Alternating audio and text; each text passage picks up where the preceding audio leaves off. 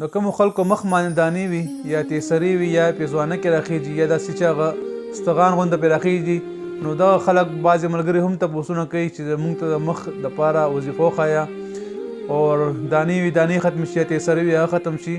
پاکه لوټه به راواخلئ غونډه، مطلب پاکه خوره وي یا لوټه وي یا غونډه وي، څه شی یو شی یو دی ټول، خو څوک ورته غونډه وایي څوک ورته لوټه وایي. نو دا دې راواخلي، په دې باندې دې 3 پیره دغه وظیفه وکړي: بسم الله بتربة ارضنا بريقة بعضنا ليشفى سقيمنا باذن ربنا.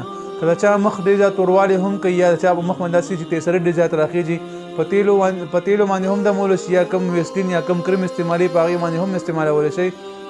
خاص کر لوټه چې کوم وخت کې تاسو په مخ باندې مږئ دانو باندې مږئ، نو هغې سره بسم الله الرحمن الرحیم هغه ټایم سره وایي او دغه الفاظ چې کوم تاسو ته انشاء تاسو سکرین باندې هم لیکو: بسم الله بتربة ارضنا بريقة بعضنا ليشفى سقيمنا باذن ربنا. دا 3 پیره ویل دي. په لوټه باندې دمول دي، شان توکانې په لوټه توکول دي، بیا هغې نه پس کوم ځای باندې دانه وي هغه ځای باندې چې مږ بیا پې لګي شانتې اوبه لګوه چې هغه غونډه لوندېږي او ستا په مخ باندې کم دانه یا باندې شانتې خوره پاتې کېږي، انشاءالله زر به ختمه شي. ورځ کې 3 ټایمه دا هغه په دانو باندې مږل دي. الله تعالی دې موږ تاسو نازل شي. السلام علیکم ورحمة الله وبرکاته.